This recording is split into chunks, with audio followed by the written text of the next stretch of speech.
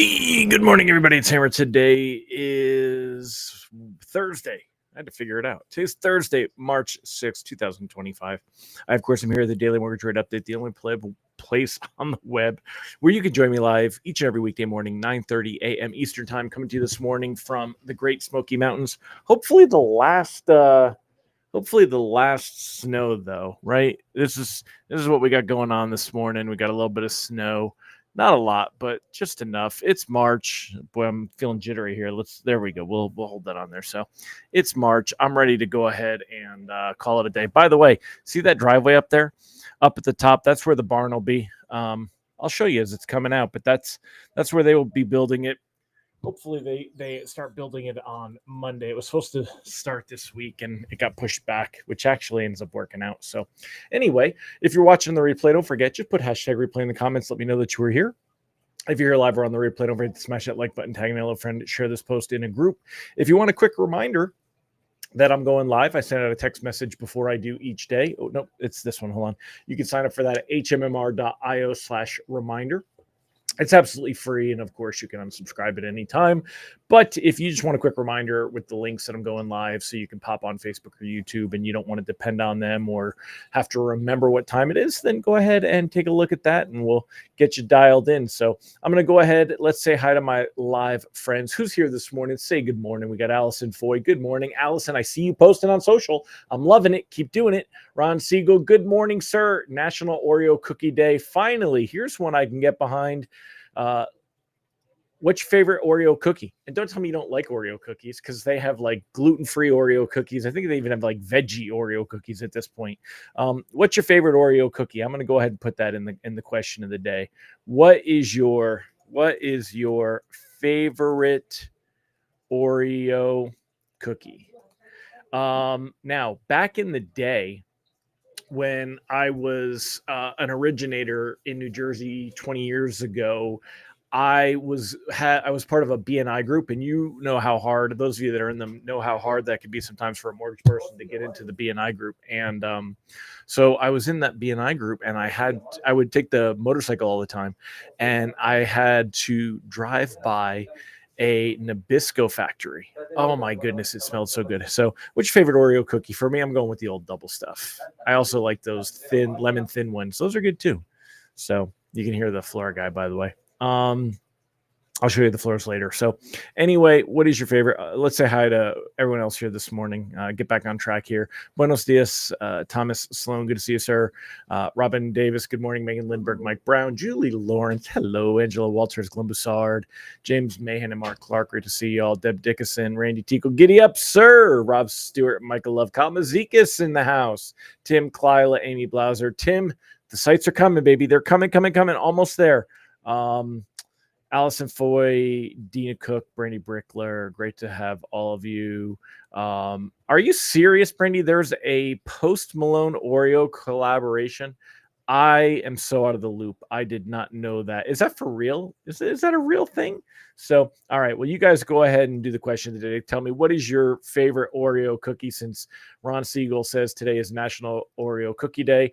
And I'm going to share with you what we got going on this morning. So right now, mortgage-backed securities are up 2 basis points, but I want you to notice the number.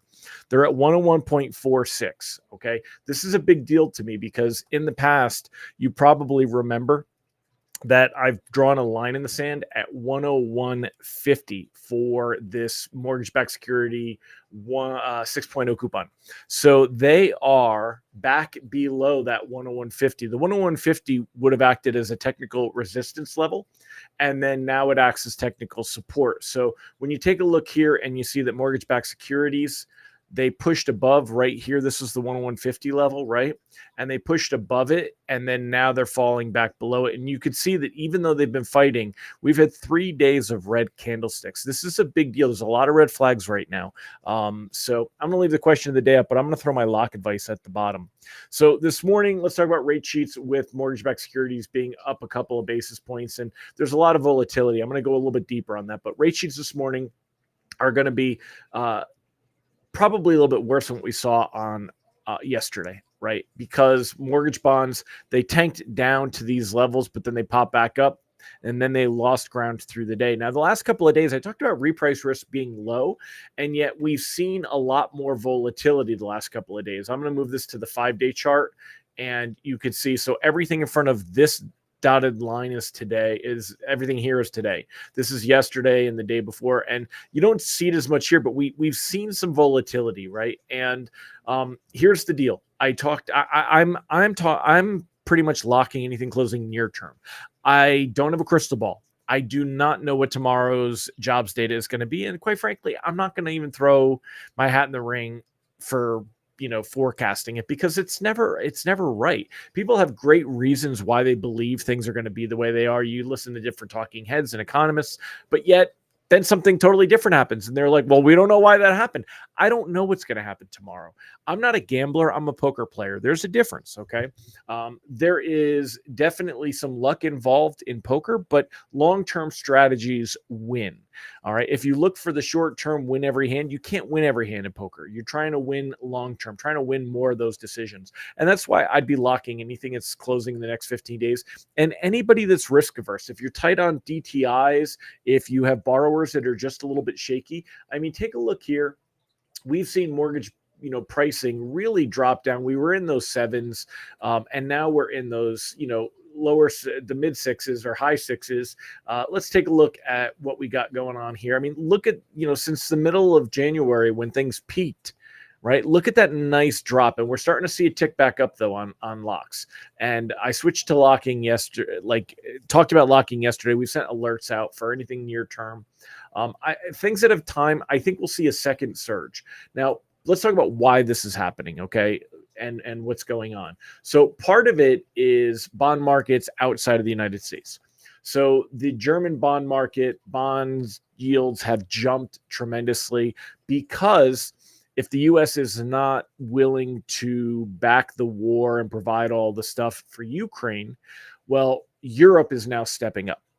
And in order to do that, though, they're going to have to borrow a boatload of money because they're not really prepared for this. So basically, Germany has said they're going to come out and they're going to,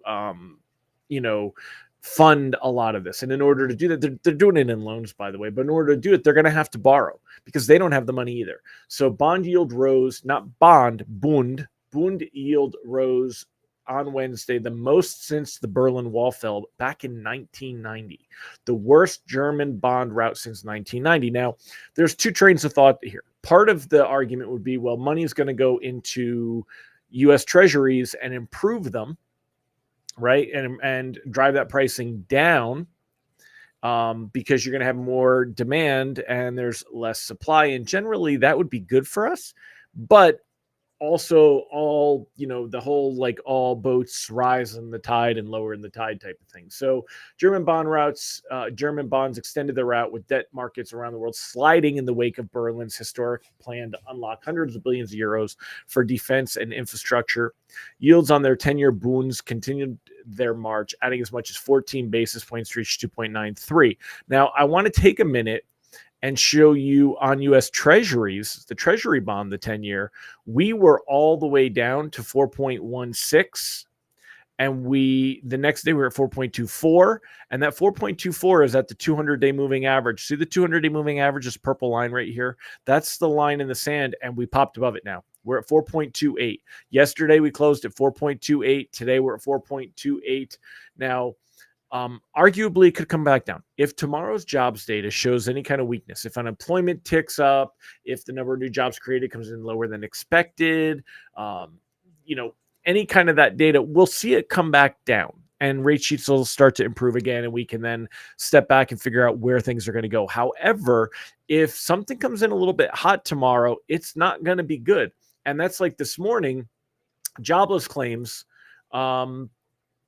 jobless claims came in actually. Let me see if they've got, let's do jobless claims. Jobless claims. They came in with less jobless claims than what was expected. Okay. So the number of Americans filing new applications for unemployment fell more than expected last week, suggesting the labor market remains stable in February, though turbulence lies ahead from tariffs on imports and deep government spending cuts. Initial claims for state unemployment benefits dropped 21,000 to a seasonally adjusted 221,000, where the forecast had been for 235,000. So when you see that, take a look this morning. In overnight trading, it drove it drove mortgage-backed security pricing up. See how we have the spike going into the day, and at 8:20 when domestic trading opens, boom, drops back down. And since then, we've seen it kind of plugging up and down and up and down. Now at 8:30, when we get the actual jobs data, it's right here. And we were at 101.45, and that's kind of where we've stood. So markets didn't react that strongly to this jobs data, but we've seen a lot of volatility. Look at the ups and downs here. And tomorrow, when that jobs data comes out, we're going to see a strong knee-jerk reaction. There's, more talk about what's going on with tariffs and different things going on there. I'll come back to that one. So when you look, when you see the confusion, that's funny. Thomas Sloan said tariff confusion. Let's see what the question was. Let me go back to that. So looking at your questions, and I'm going to come back and we're going to talk Oreos at the end. Thomas Sloan said the Dow dropped 500 points today. Robert wants to know why. Yeah, so I have that article up. Bear with me a minute and I will find it. Okay, so here you go. So talks to avert tariffs on Mexico and Canada fell apart. Remember that Commerce Secretary Howard Lutnick came out and said, hey, we're not going to necessarily need to do all these. And he was kind of speaking on Trump's behalf, but this article sums it up. Let's see. Where is it?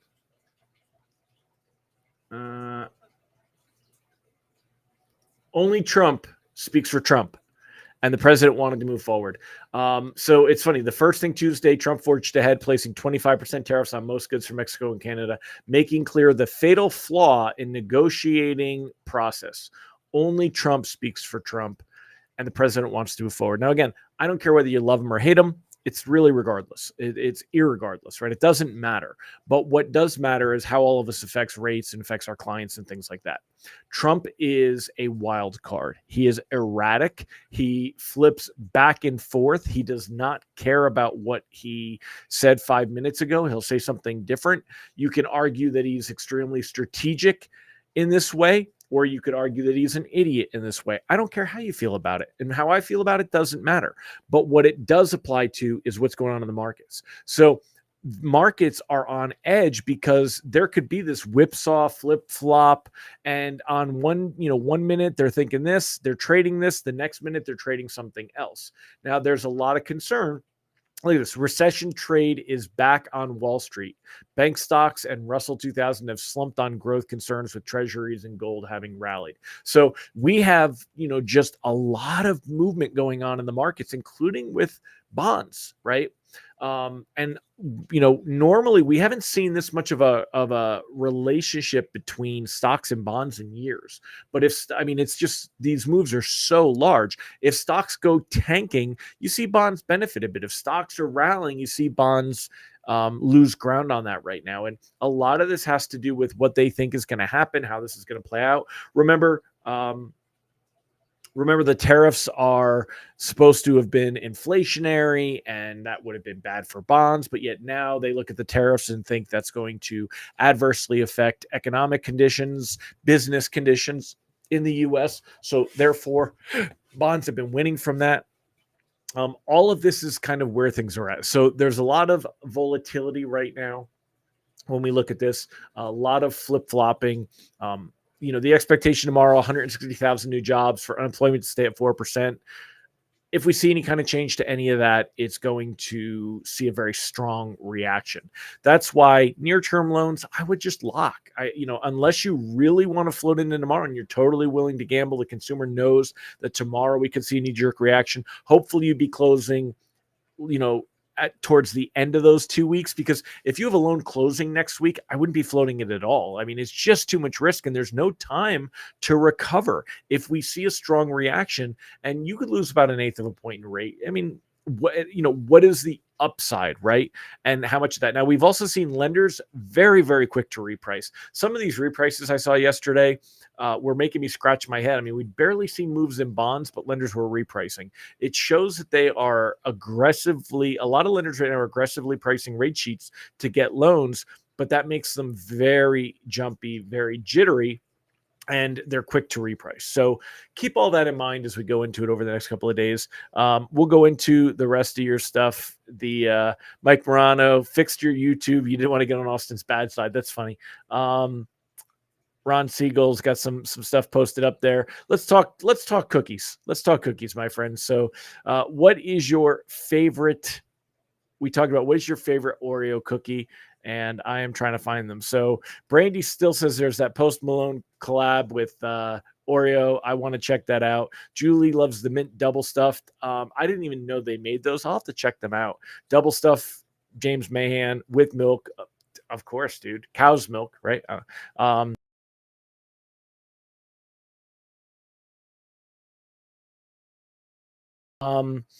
Yep, stuff with milk. Angela Walters, the golden white Oreos.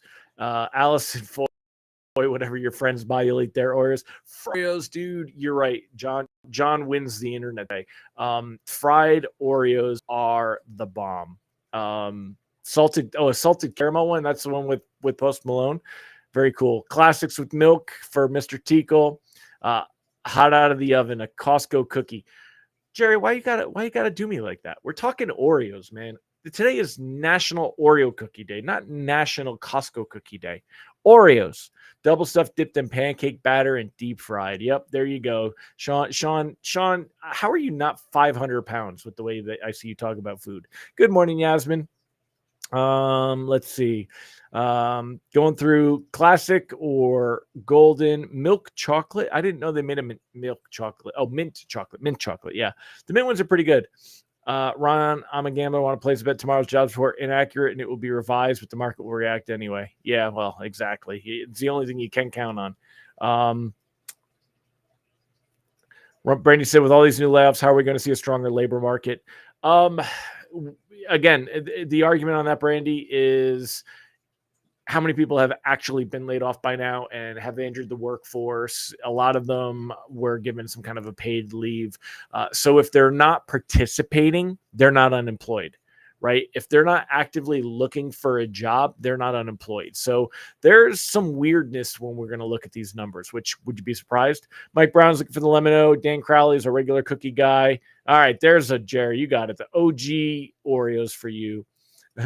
Yasmin, to make mousse crust. Yeah, I love mousse, chocolate mousse. Lemon ones, the kids won't eat them at all. That's funny, Dan. So, all right, my friends. Well, we've talked Oreos, we've talked markets, we've talked tariffs. We're talked out. Let's see what the jobs data does tomorrow. Join me tomorrow morning. We will review how the jobs data comes in. We'll reassess what is the expectation for loans, over the next couple of weeks. Again, for now, unless you want to just take that raw gamble, I would lock anything closing in the next couple of weeks, just because, again, it's risk versus reward, the potential to see things bite you in the ass. I don't know what tomorrow's going to be. I'm not saying that we're going to get an ugly report. I would just say to protect myself, because traders very, very jumpy right now. Volatility, very much a thing. So, all right, my friends. Well, Mike, you're still in the honeymoon phase. Salads and eating best to keep your marriage on track. That's good for y'all if you could do it. I struggle, man. I struggle. So I love my sugar. I should blame somebody. I'm going to blame the system. I am systemically oppressed for sugar. It's been introduced to me early. It was not my choice. I was hooked early. I had Fruity Pebbles as a kid. It's not my fault. That's why I'm fat today, because I love sugar, because I had Fruity Pebbles, and it's all your fault. I don't know who you are. It's not you, but you, the big you, the systemic you. I want to blame somebody else. I want to play that game for a little while. So, all right, my friends, I'll see you tomorrow. Hopefully we get jobs data that makes rates continue to go lower. Even if we lock some loans, we'd love to see rates go lower, wouldn't we? So let's hope it happens. I'll see you tomorrow, my friends. Take care. Make it a great one. Bye-bye.